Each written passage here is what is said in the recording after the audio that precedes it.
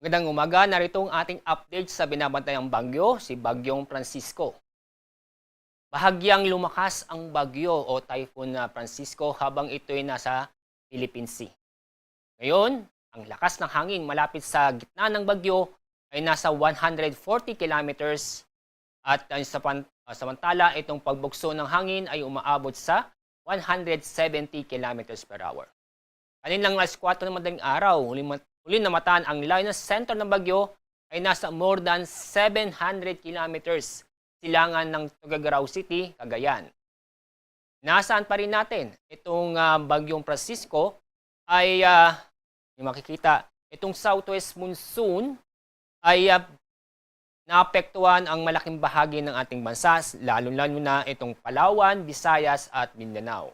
Kaya sa mga kababayan po natin sa Palawan, Visayas at Mindanao, makakaranas po ng maulap na kalangitan at may mga kalat-kalat na pag-ulan at thunderstorm. Itong mga pag-ulan dulot ng habagat ay concentrated dito sa kanlurang bahagi ng Southern Luzon, Visayas at Mindanao. Tulad ng Palawan, Mindoro Provinces, Negros Islands Region, Western Visayas, Zamboanga Peninsula at Farm. At yun namang low pressure area, nasa labas pa rin po ng Philippine Area of Responsibility at napakalayo sa ating bansa. Kaya sa mga oras ito, hindi po natin inaasahan na makakapekto sa ating lagay na panahon ngayong araw.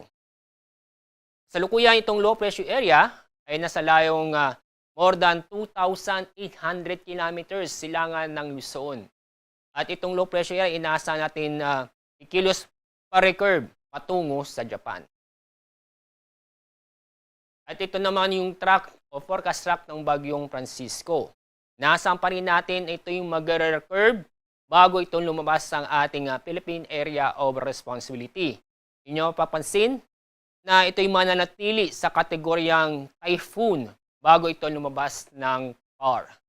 Sa araw ng Martes at Miyerkules, June 23, 24, itong sentro ng bagyo ay inaasahang nasa pinakamalapit na distansya sa extreme northern Luzon, around 200 to 300 kilometers silangan ng Batanes. Kaya, nagtaas na po tayo ng wind signal number 1. Sabihin nito, itong epekto ng bagyo ay maranasan within 36 hours. Ang epekto nito kapag nasa ilalim tayo ng wind signal number 1 ay pagbugso ng malalakas na hangin at may mga malalakas na pag-ulan.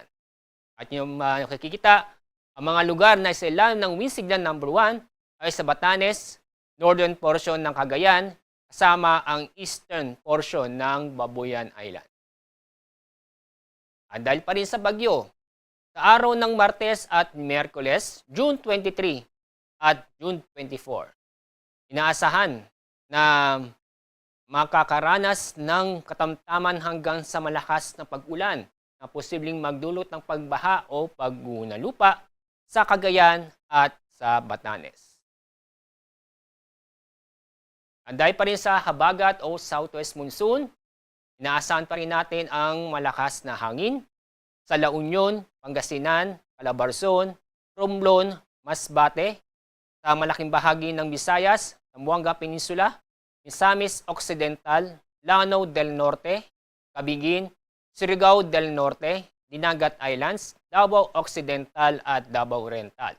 Bukas, araw ng Martes, inaasahan pa rin na pagbugso ng malakas na hangin sa Luzon, Visayas, Zamboanga Peninsula, Northern Mindanao, Surigao del Norte, Dinagat Islands, Davao Occidental at Davao Oriental.